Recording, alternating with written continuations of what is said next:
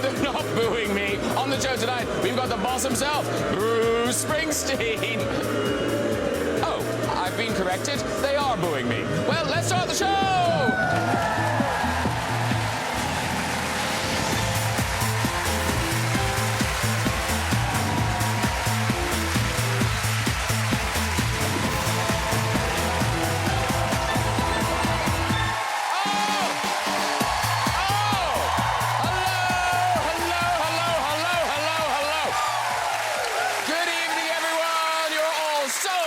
To the show. We've got some great guests tonight, and I'll be treating them like royalty, though I promise not to throw eggs at them. I know, poor King Charles.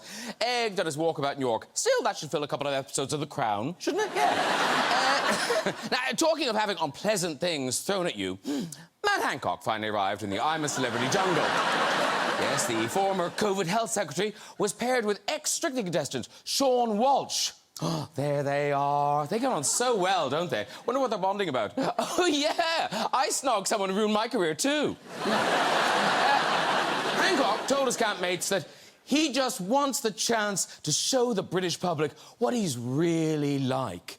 Full of shit, shameless, and leaving a very bad smell. I think we get it now. Yeah! Let's get some guests on! Later, we'll have music from pop goddess Florence and the Machine. I know. But first, he's a BAFTA-winning comedian and presenter. It's Mo Gilligan. Hello. Welcome to the show. Welcome to the show. She's made us laugh in Motherland and kept us in suspense on the line of duty. It's a first-time welcome for Anna Maxwell Norton.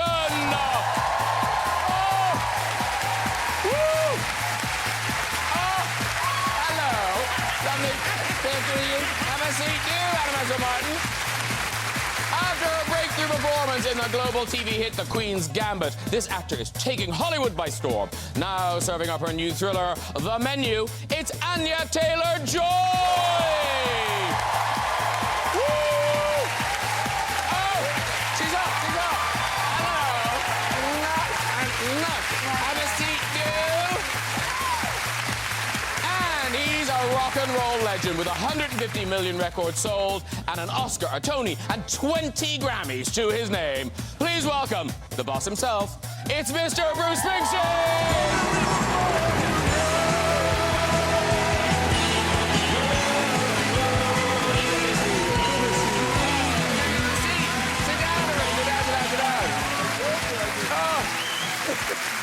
Welcome all.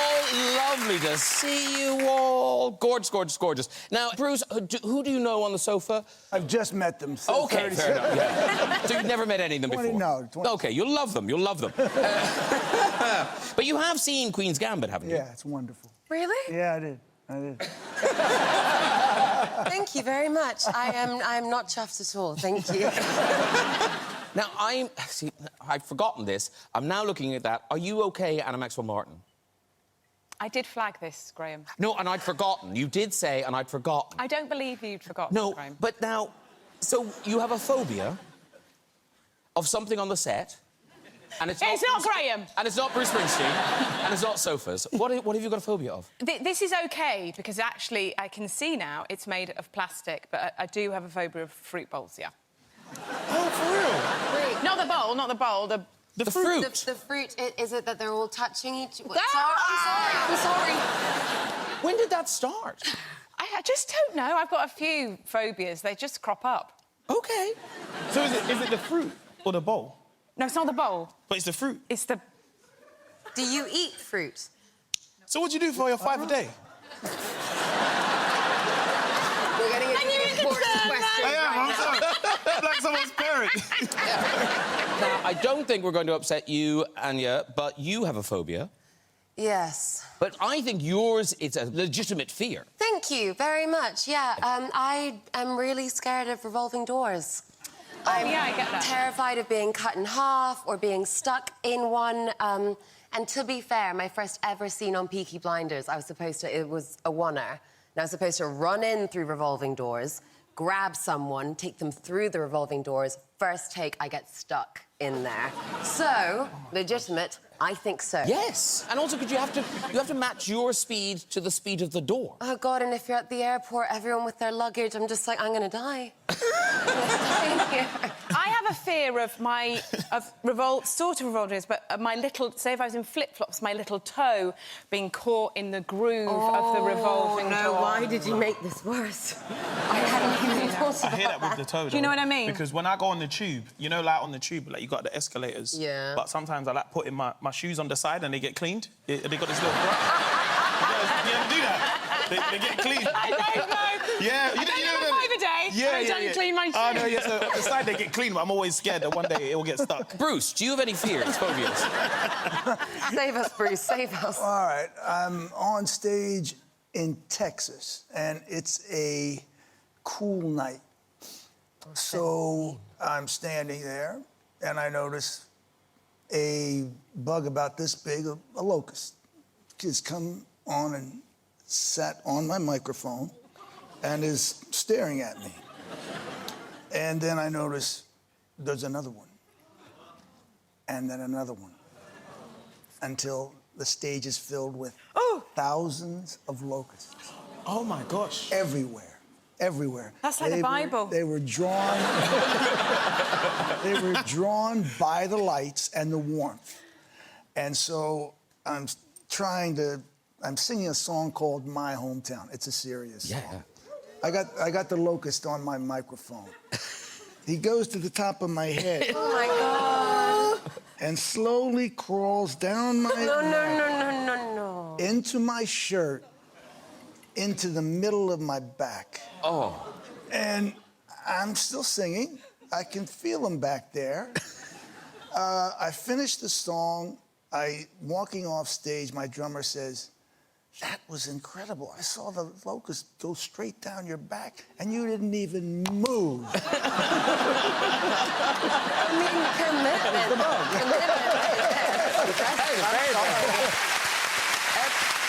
Now, not a fear of bugs, but you have a thing about flies, don't I you? don't like flies. I hate flies. Okay. Like, basically, I was doing this one show once, and it was going really well. Especially like when you do comedy, you know, like you've got them in the palm of your hand. It's going really well, and someone goes, "Fly." So I was like, "Huh?" And I was like, "Where's the fly?" And they're like, "No, fly." And I'm like, "Where? I can't see the fly." Because I don't like being in the room where there's a fly. Sometimes I'll talk to the flies, Graham. If there's a fly in the house, I'm like, "Get out of the house! Why did you come in here?" And everyone kept saying, "Fly, fly." And I'm like, "But there's no fly." And then I looked down, and it was open, my trousers. I was so embarrassed. Very good. Listen, this is exciting. Bruce Springsteen brings us his 21st studio album, Only the Strong Survive. It is out today. Yes, it is. Yeah.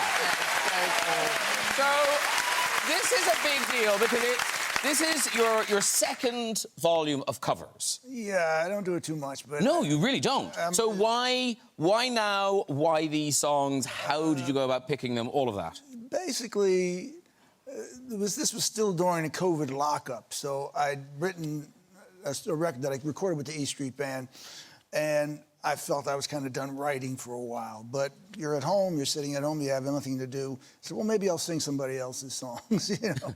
And I had all these songs that I loved from when I was a kid, and I was brought up on soul music, and my mentors were James Brown and Sam Moore from Sam and Dave, and of course it's Jerry Butler and the great singing of David Ruffin and Levi Stubbs and all of these people who are my masters, you know. Then I started to record a song by an artist named Frank Wilson, who was very popular in the Northern soul scene, you know. But it was a song called "Do I Love You" that is completely unknown in the United States, and so... Is it really? Yeah, it's no one had ever heard it in the United States, and I know it's been popular here. Yeah. You know, so I cut that. That felt great, and I said, well, I'll make a record of soul music, you know, and draw on some of the influences I've had since I was a kid playing in the bars and stuff like that. So that's how that record. Well, I'll tell you what, we've got a clip of you performing Frank Wilson's "Do I Love You? Indeed I Do." Here it is. The very thing that I want most is just to have and hold you close. From morning until late at night, you fill my heart with pure delight.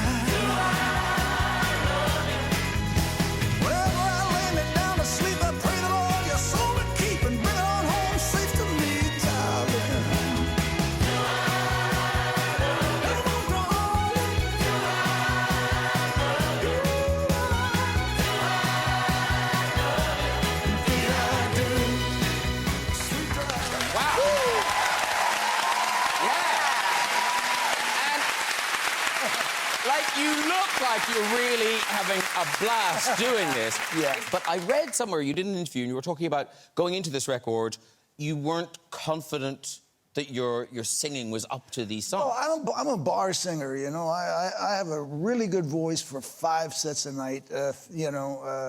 I can go on for hours and hours, as I usually do, you know. I've got a great voice for that. It's strong, it doesn't go. But I always said, I lack a little finesse. I lack a little of the precision and some of the tone of my greatest heroes, you know. So on this record, I tried to I really focused on just singing, and my producer really put together the tracks. And I had a good time. It was fun to do, and I took my singing up a notch or two, I think. And then there was a thing where you had to stop singing. Do you have spinal surgery or something? And you had to stop? I did. I had I guess it's C4 and C5 in my neck, and so it was going down my arm, and for about 5 years, my arms and my hands slowly got number and number and number, until I noticed when I was playing the guitar, it would fatigue very quickly. So after about 5 years, I said, I got to do something about it. Now, the problem is, what they do is they cut your throat. And right here... That is a problem. Right here, I have a scar. No. And they go in, and they tie your vocal cords off to one side. So if you're a singer... Sorry. You're a singer, that makes you anxious, and they tell you you can't sing a note for 3 months. So you had the operation done, and they put the titanium in there, and woke up, and it worked. It was quite successful, but I didn't sing a note for 3 months, and then one morning I said, well, okay. Went into my garage, had an acoustic guitar, and I started to sing this song, Darkness on the Edge of Town. And I said, well, seems to be okay. A couple of weeks later, I was in South Africa being crowd surfed across. Across the room. Yeah, I know. Did your voice seem stronger after the rest, or...? I've been lucky in that as I've got older, my voice has gotten better. And a lot of people have trouble with their voices as they get older, but for some reason I've been lucky, and it's gotten better as I've gotten older. Because there's lots of singers on the couch. Anya Taylor-Joy, last night in Soho. You did your own singing in that, didn't you? I did. So did you have lots of lessons and prep and... No! OK. Yeah, it was more just like... The scene was coming up and I was getting nervous, and rather than prepare when I get nervous, I just don't do anything about it. Because I try and pretend it's not going to happen, and then it was happening. So, yeah, I gave it a good go. But I do really love to sing. It's really fun. Because Anna Maxwell Martin, cabaret, on stage, you were Sally Bowles, right? I can't sing. No, I really can't. That's not me. That is you. That is definitely you. No, I was absolutely shit. The coach loads came in and they were disappointed. They left and then no one came. We once played that show to 6 people, Graham. That's how good I was. I think that takes tremendous courage. I did have an album. Tremendous. They did an album of it. A cast album? Yes, which my mother bought. So I'm not the same as Bruce, but... not quite the same, but you did it. You did it. And Mo, is it true that you were kind of performing music before you ever turned to comedy? Oh, yeah, like, my dad's very musical, so, like, in the show I do, I've got a show, and basically we do this thing called nursery rhymes. So we get a nursery rhyme, and we get a song. So, like, it's just like classic nursery rhymes, but we do, like, a different rendition of it.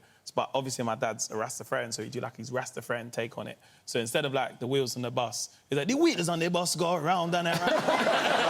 But it's like, when I do, like, comedy shows now, I have it on my Netflix special, so people are like, go on, do the rhyme, because I have it in the special, and I'm like, no, I can't just do it. I'll be in Tesco, and I'm like, the bags are 30p already. It's really stressing me out.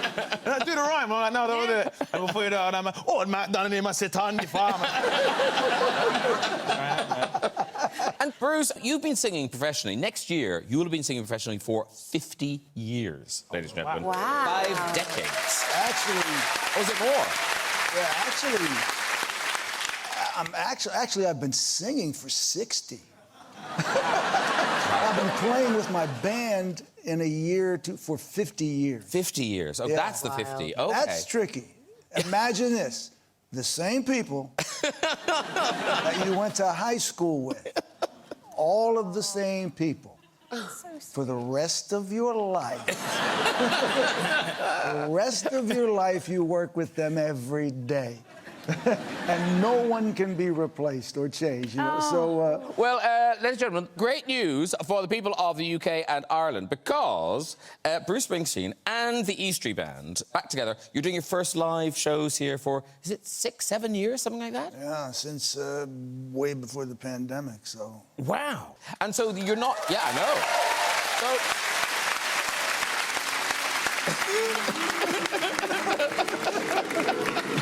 It still freaks me out. Yeah, every performer's My people. favorite sound. You know what I mean?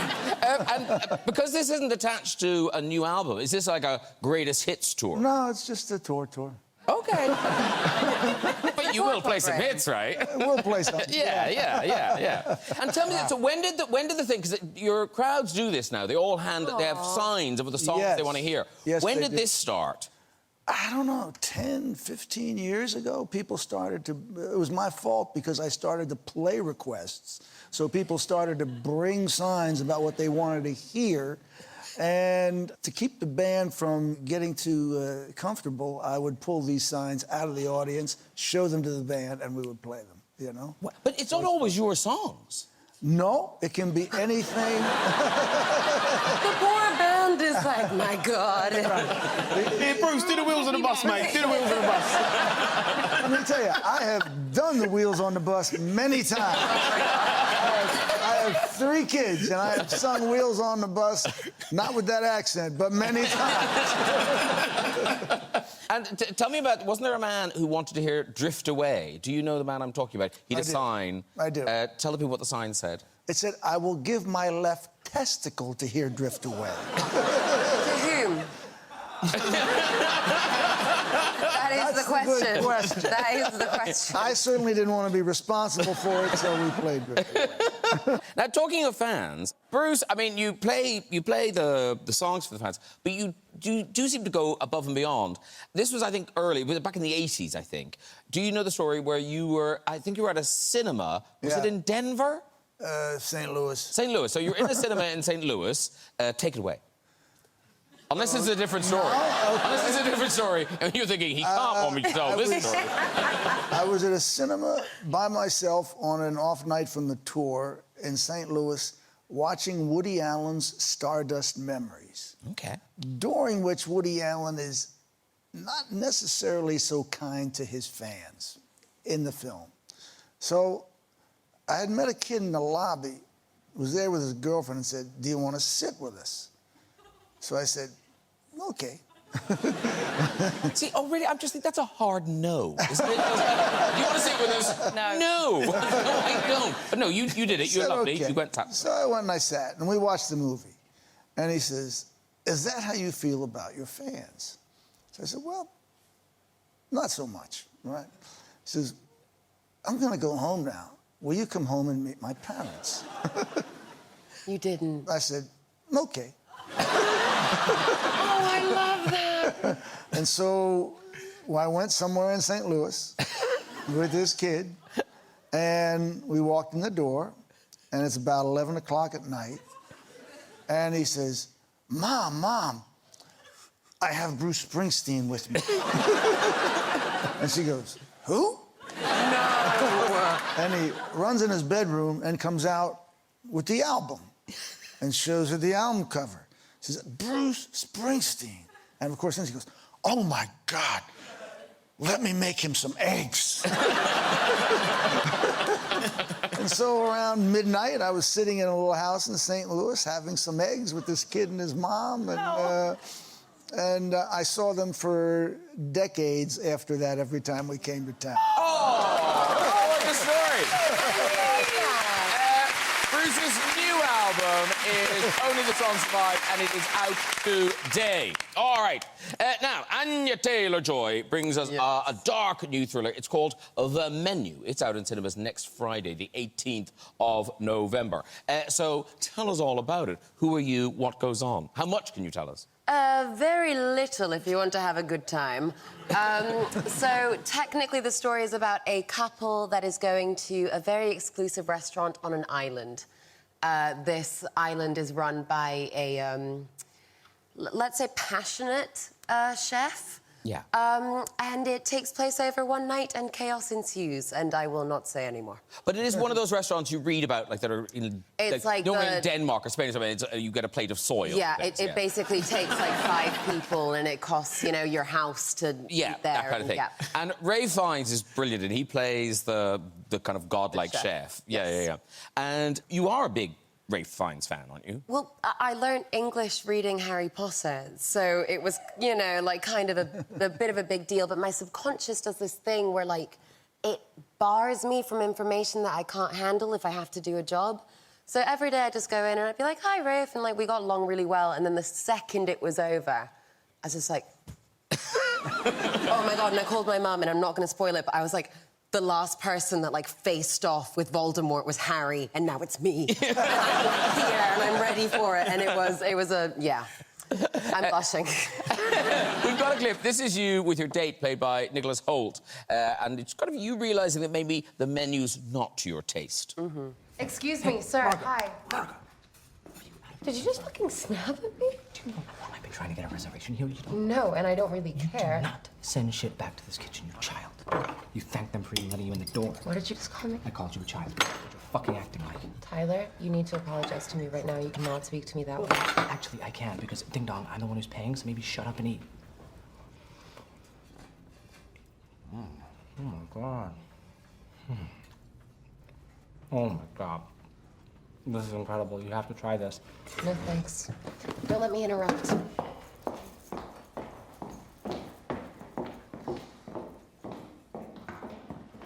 Miss Mills, how can I assist you? Just looking for the ladies' room. Right this way. Thank you. What's behind that silver door? Something very special.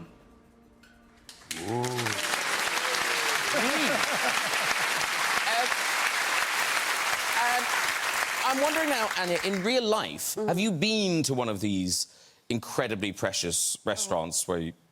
I have once, and it was a good experience, but I have to say that I'm a takeaway girl. Like, my palate is just not that refined. And also, if you go to one of these places, like, no offense to anyone that enjoys them, if you go to one of these places and you leave hungry... Oh, you do? All you I'm want is a hot angry. meal. You Yeah. you leave pissed Yeah. off your nuts. Yeah.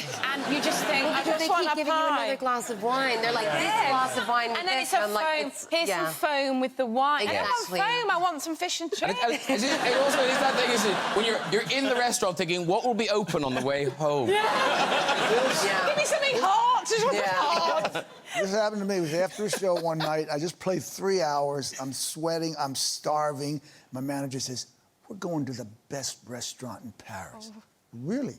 Yes, I can't wait. We go. It's 12. First course comes out. It's about this big. Second course comes out. This big. Third course comes out. This big.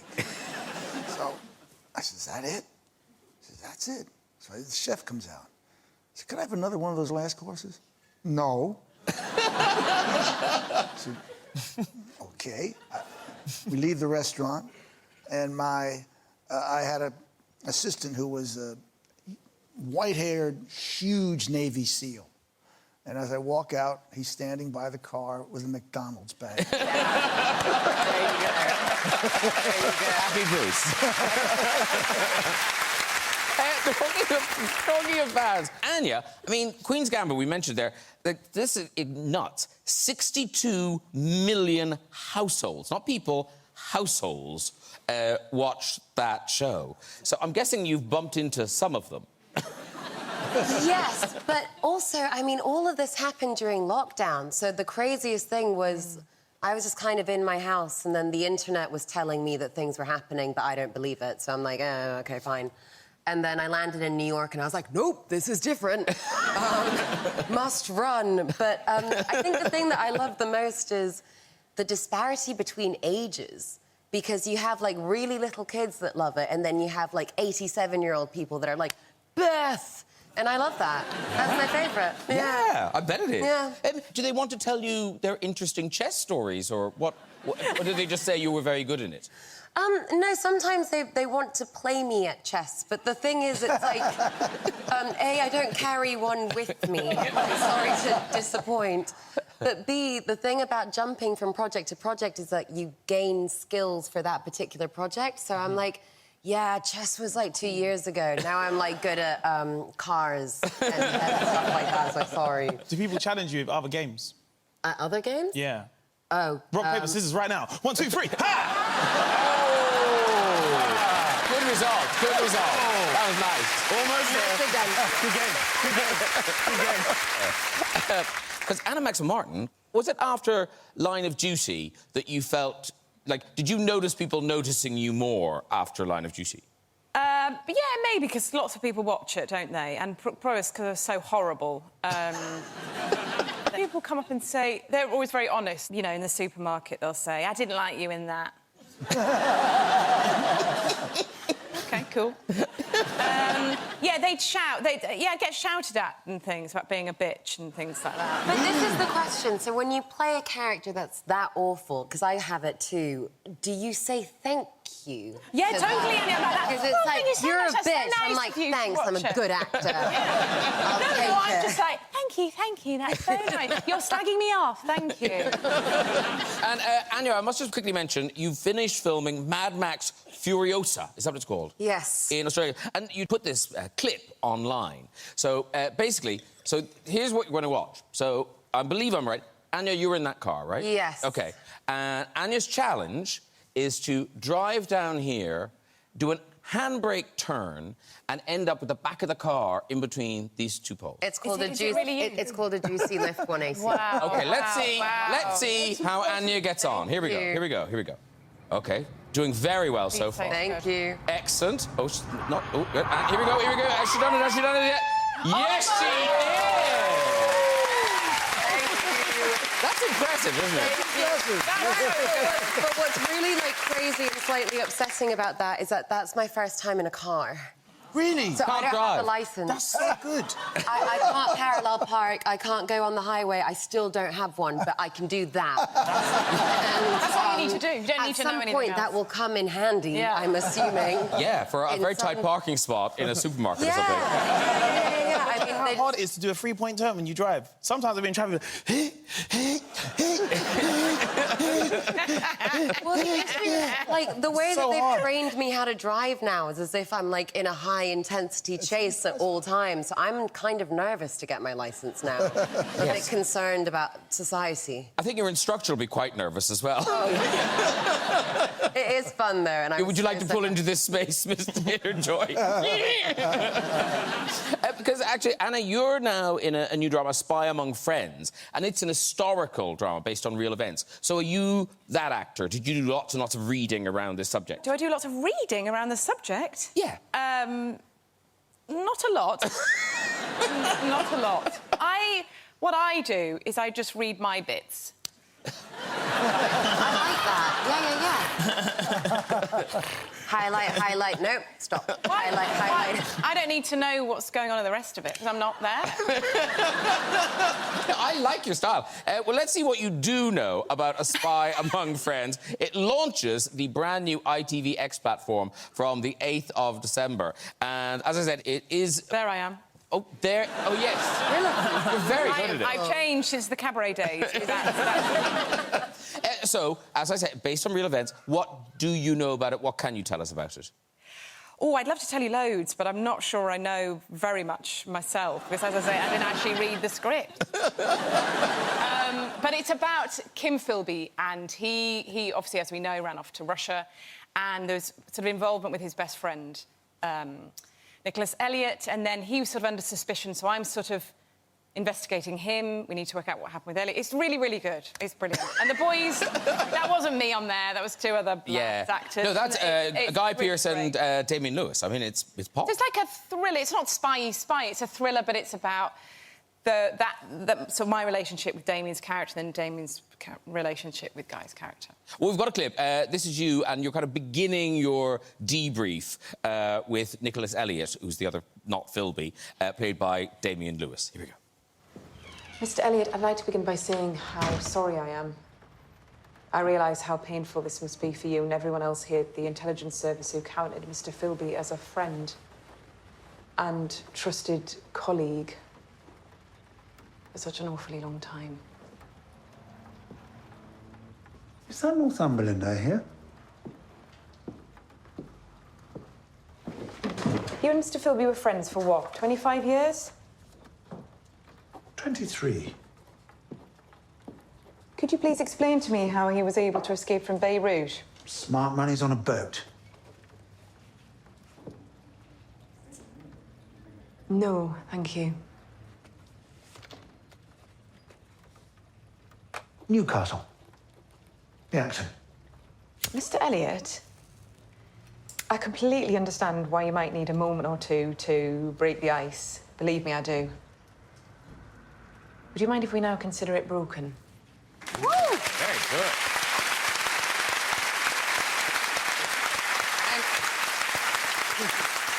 And Damien Lewis was trying to guess your accent there. Aren't we all? Aren't we all? He was roaming around the northeast. OK. Yeah. Where is she from? Durham. OK. Yeah. And did you base it on anything? Well, I initially thought of Anton Deck. But then I found out a few weeks in that they were from Newcastle. So that... Yeah. I don't know. It's very good. He doesn't know. He can't spot it. And I've got to ask you, Anna, Motherland. Is there more Motherland on the way? Maybe a nugget, I can't say. OK, you can't say it. That sounds like a yes. And Diane Morgan was on the show, and she was talking about how like people who work on that show either, you know, engage with the children or don't. Which side of the... Oh, no. I don't like them to touch me. I mean, I've left my children at home to be child-free. I don't want to go and then engage with more children. No. Do your own daughters watch it? They don't like it. They don't like it. They don't like me embarrassing myself so much. Oh, you know, okay. it's a very cringy... Isn't she? Yeah. It's cringy. And they just think I'm making a complete tit of myself. And Bruce, for you, you know, having kids, were they aware that a global superstar was in the kitchen? Well, my kids were really little, and people would come up to me, and they said, "Why are those people coming up to you, Dad?" I said, "Well, where I work, I'm like Barney for adults." And that kind of, Barney for adults. Barney, and was Barney very popular, the purple dinosaur? With a certain demographic. Yeah. Very much so.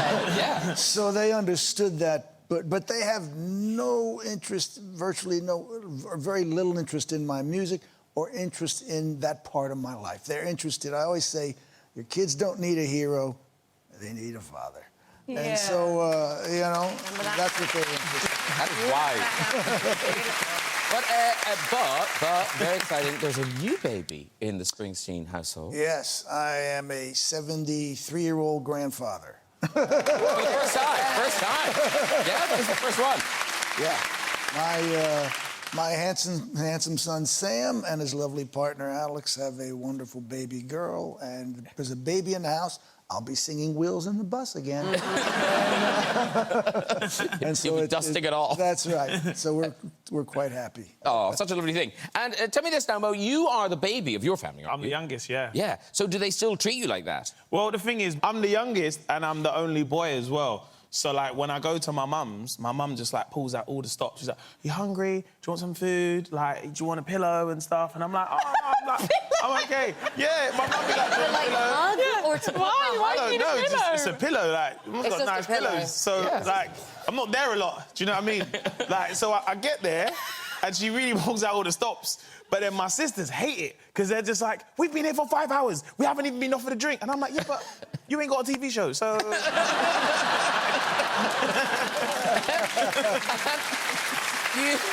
But then your mom, you talk about your mother a lot on stage. Does she enjoy it? No, my mum absolutely loves it. My mum absolutely loves my success. And, like, a lot, because I always say I get my comedy from my mum's side of my family. So my mum's really funny, she's really bubbly. But then my mum does this thing where she hints for things. Like, so I'll be like, oh, mum, you know, I have this show happening. She, oh, that's great, fantastic. Oh, really tired. I love a Caribbean cruise one day. And she just notes these little things, or she'd be like, I'll be like, oh, mum, guess what? I'm going to be going here and doing this. Oh, that's great, that's great. Just go back to that old kitchen. Yeah. I'm like, oh, you want a new kitchen? So we have a cool trade-off. So, like, whenever I have some success, I obviously share it, like, I massively share it with my family, my mum, my sisters. I and love your my mum's nephew stuff. as well. It's so funny. Oh, It's so funny. But then sometimes it's awkward because I can talk about my mum, but like sometimes we're like, hey, your mum's got fat ankles. I'm like, whoa, hold on. No. That's my comedy. You can't tell me my mum has fat ankles. Well, I'm sure Mo's mother will love his new show. It's called That's My Jam. It's coming to BBC One and iPlayer next month. Okay. So this is a big entertainment show, and it's connected to Jimmy Fallon, the late-night chat show in America. Yeah. So what... Oh, there you are. This is me and Jimmy.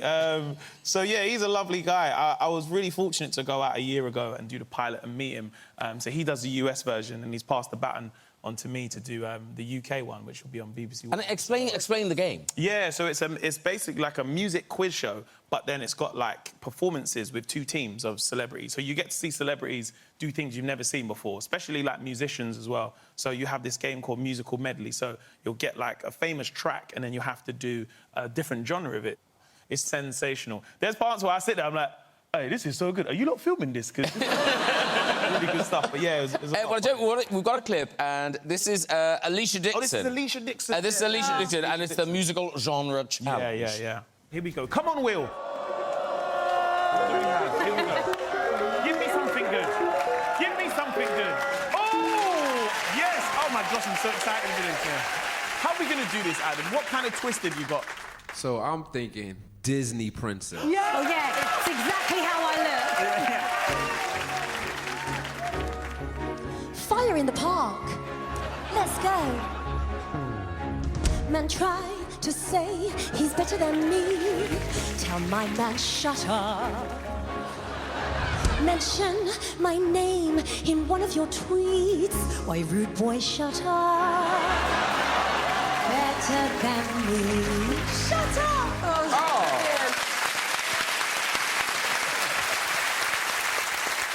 It's such a fun show. And the cool thing is people at home get to play along as well. Yeah. But, yeah, it was an honour, man. Look, I'm a young man from South London, so to go all the way to LA and do a show, still, like, I can't believe it's a possibility. Do you know what I mean? Huge congratulations to you, Mo. It's called That's My Jam. Comes to BBC One and iPlayer next month. Okay. Time for music. This triple Mercury-nominated band is back with the #1 album, Dance Fever. Here, performing the current single, Dream Girl Evil, it is Florence and the Machine. Where did you miss me? Walk on water just to kiss me. Or come and get me, drag me out, destroy me. I've been expecting you, I'm ready. Deliver me that bad news, baby. Am I a dream girl? You think of me in bed, but you could never hold me, like me better in your head. Make me evil, then I'm an angel instead.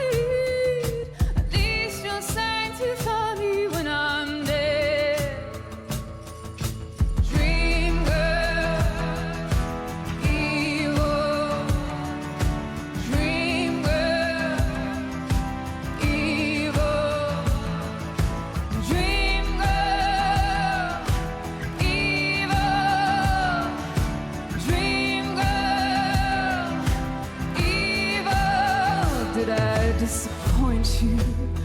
Did mommy make you sad? Do I just remind you of every girl that made you mad?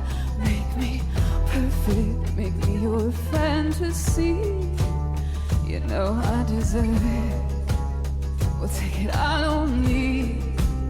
Am I a dreamer?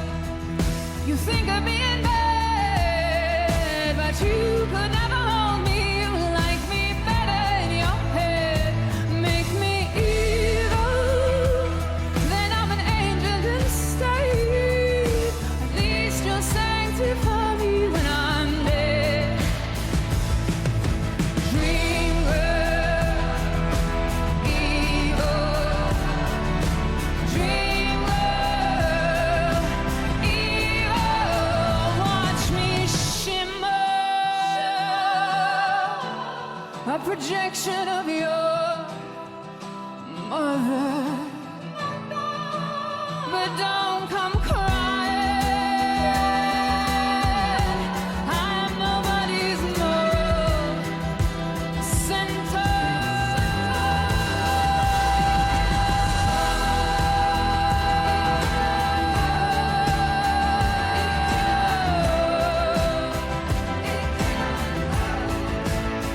It cannot hold.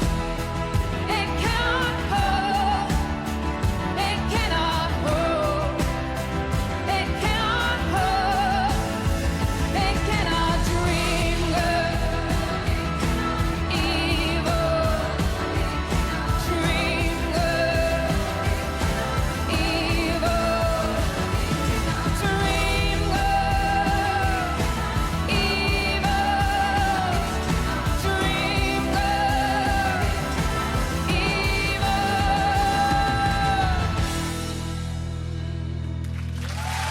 Wow! Florence and the Machine, everybody! Beautiful! How gorgeous was that? And the band, come on over, Florence, do. Oh, shimmer, you waft. Gorgeous. Hello. Thank you so much for that voice. Mwah, mwah. Have a seat there, shut up slightly. We've got Mo, Anna, Anya, Bruce. There you go. Hello, hello. Oh, thank you so much for that. How gorgeous. Those vocals. Wow. That is the album Dance Fever. Number one album, Dance Fever. There you go. And you started touring this album in America, is that right? Yes. Okay. And why that? Just so you'd be home for Christmas? It's funny thing with artists, you don't do the booking schedule yourself. Sorry, I'm a fool. Yeah, you're like, you don't. Bruce, like, if there's a why of like why you're like, there's someone else that will know. but you are touring in this country. Yes. It kicks off soon, right? Yes, very soon. Yeah. Do you know? Vaguely, it's in a week. Yeah. It's in a week. She'll be there, I Roughly promise. in a week, and I'll be there. Yeah, somebody will get her there. It's going to happen. But now here's the thing, because I look at you, because I haven't been to one of your live gigs. I've seen you perform on the show, and it seems unlikely that you crowd surf, but you like it. I love it. Yeah. There you are. I mean, there's so much crowd interaction. I mean, really getting as close to people as possible is what I really like to do. So it's sometimes quite hard when I'm doing this to stay on the stage and not go down and like start like interacting with people. But I'm like, okay, no, it's TV, just like behave. But do you have to choose? Are there some outfits where you kind of think this is not a stage crowd surfing outfit? Oh, no. You can crowd surf in Gucci, yeah, it's fine. Okay. You might come back with less of it, but... I'm sure I was wearing a cape. But, you know, Bruce, do you still crowd surf? I'm retiring that. No. We've got a picture of this. That looks recent. Hey. That looks recent. And look how happy you are. It's true. But I'm retiring. But I've had a lot of fun doing it. The only question I have for both of you is how do you control where you go? Because I've done that at festivals before, and you're with your friends, and all of a sudden you're gone, and you never find them again. So how do you can't. You can't. You just get. I've been like crowd surfed out of a show before, and it was on like I got so overexcited. And I crowd surfed on the third song in, and then that was it. I was out. I really wish you could do this with comedy. That would be so fun. My mum's got fat ankles. That's so fun in music, man. Well, it's about trust, you know. It's about trust and the audience trusting you and you're trusting them, and so you're like. And it changes the temper of the rest of the evening in a lovely way. You're doing Hyde Park. Imagine crowd surfing in Hyde Park. That would take hours. Yeah, but if there's bad traffic, then you can cross the entire park in like 2 seconds and you're out. Crowd surfing back to your hotel. Exactly. Well, listen, good luck with the tour, Florence. Thanks. And good luck with the album. And thank you for that gorgeous performance. Florence and the Machine, everyone!